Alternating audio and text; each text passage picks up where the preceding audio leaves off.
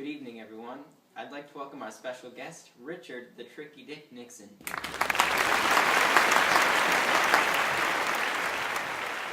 It's a pleasure to be here. My first question for you is, what do you believe was your largest domestic accomplishment? Well, not to toot my own horn, but I did put a man on the moon, thus giving Americans a sense of pride in their nation. Well, if your administration was working out so well, then why did you resign as president? I believe I'm entitled to keep that to myself. Was it possibly because your infamous scandal at Watergate, as well as the Pentagon Papers, which led to public distrust in government? Was that going to get you impeached, so you saved yourself the embarrassment by resigning on your own? What are you talking about, domestic failures? I played a key role in raising awareness for the environment as well as breaking new grounds for women's rights. What do you mean? The first Earth Day was implemented in 1970 under my administration, and women made ground as well. I don't think that's a claim you can make, considering the ERA hasn't passed yet. Again, that isn't my doing. That's because Phyllis Schlafly and more conservative groups opposed it, and Congress, not me, refuses to pass it yet. You make it sound as if you stand for women despite opposition from the other branches of government. What about Congress's Title IX of the Education Amendments? Or the Supreme Court's Roe v. Wade decision? I had accomplishments as well. I assisted minorities through the Philadelphia Plan, and my new federalism policy was successful in moving power to the states. That's true. You did move responsibility to the states where it was before the New Deal. Speaking of states, how did you, as a Republican, manage to win over the southern states in your election? I appealed to the silent majority and used effective strategy. By that, do you mean your southern strategy, which consisted of pushing civil rights aside to win votes? Anyway, so do you believe that you were successful in easing tensions in the Cold War?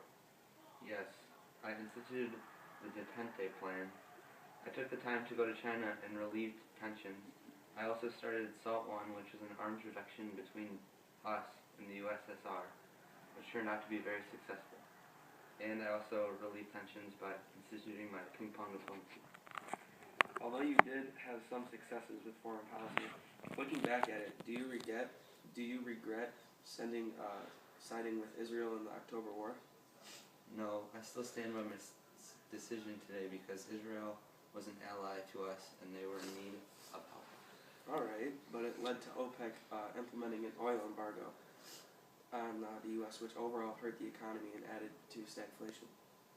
Yeah, that is somewhat true, but I just believe I was put in a difficult spot and I had no choice. It was our fault that we were too dependent on oil at that time. Not saying that you're totally wrong.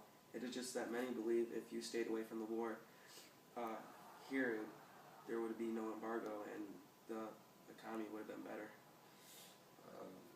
Next question. Alright. You focused so much on foreign policy, you forgot about the economy at home. How did you attempt to curb the rapid downfall of the economy throughout your presidency? Well, I instituted the 90-day price and wage freeze plan as well as the turn tax to improve the economy. True, but that didn't seem to help the ongoing problem of stagflation throughout your administration. Well, it's not my fault that LBJ put us in a bad economic state and because of his escalation of the war. You may not have escalated the war in Vietnam, but you did bomb Cambodia, which led to the death of 4 innocent students at Kent State who were just expressing their right of free protest.